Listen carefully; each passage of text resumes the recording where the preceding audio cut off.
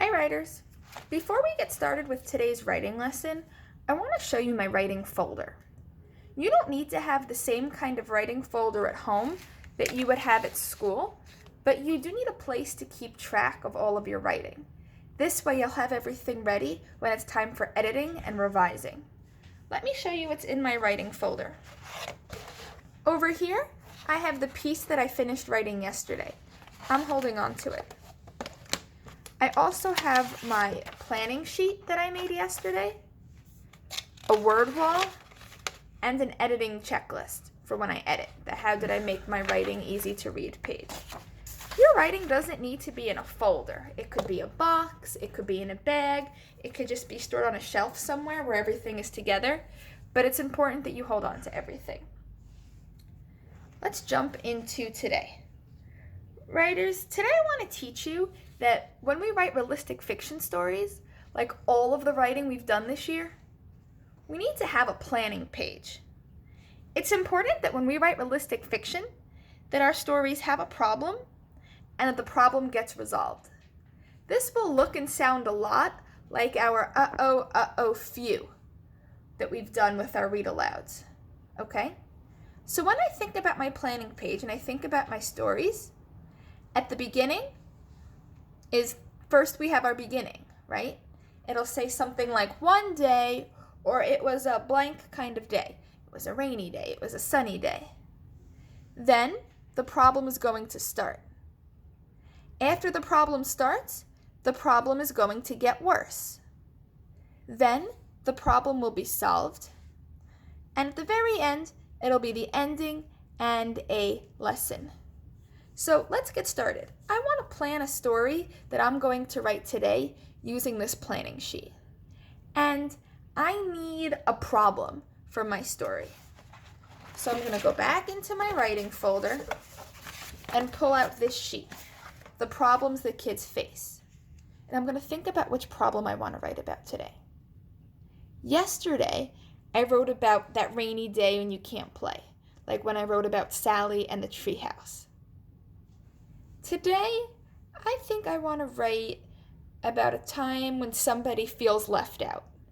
That's going to be the problem I do today, feeling left out.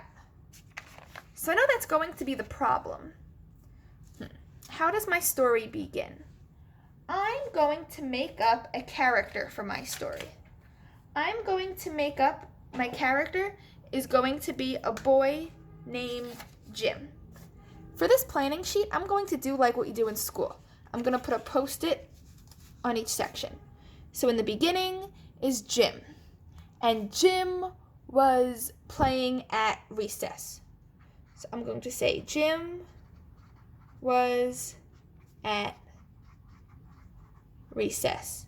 Now on my planning pages, on my Post-it notes, I just want to write a couple of words. I don't want to spend time doing too much writing on that Post-it note. So that was the beginning. Jim was at recess. And then the problem starts. So my problem is that Jim felt left out. Now what's going to happen to Jim? I'm trying to think. What would be a situation when a kid would feel left out at recess?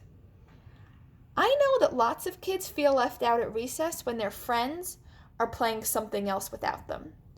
So I'm going to make it that Jim's friends are playing something without him. I'm going to say that Jim's friends were playing soccer, but Jim doesn't really like soccer. Jim wanted to play tag. So the problem is going to be that Jim's friends want to play soccer, but Jim was playing tag. I'm going to write that down. The problem is that Jim's friends want to play soccer and Jim does not. That's the problem. Now we know from our few chart that we did the other day that after the problem starts, after we have that first the problem gets worse. So now we need to think, what could get worse for Jim? His friends want to play soccer, and he doesn't want to play soccer. What if the friends, let me think about how this would get worse. What if the friends like playing soccer so much that they decide to create a special soccer club and go play together in the park after school? All without Jim. Ooh, that sounds like it's getting worse for Jim. So I'm going to say how the problem gets worse. Jim's friends make an after school soccer club without him. That's getting much worse for Jim. Now Jim feels really left out. Okay, now it's time for me to solve this problem for Jim. How is this all going to get wrapped up for him? Well, how could this get solved? I want Jim to start to feel included again. How can I make that happen? Maybe Jim's friend, his best friend, talked to him to make him feel better. I'm going to name that best friend Brian. I'm going to say, Jim's friend Brian spoke to Jim. Okay, that's going to how the problem gets solved. Jim's friend Brian spoke to him, but they need to do something. They need to come up with a plan. I'm going to say that Jim's friend Brian spoke to Jim. I'm going to cross out that period. And invited Jim. Okay?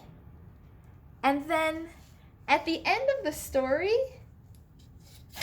Jim is going to realize that when you have a problem, you need to tell your friend about it so that the friend can help solve the problem. So at the end,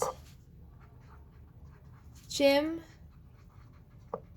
learns to tell his friend when he is upset. Do you see what I did there? I came up with a plan for my story, like on a story mountain. In the beginning, Jim was at recess. Then comes the problem. Jim's friends want to play soccer and Jim does not.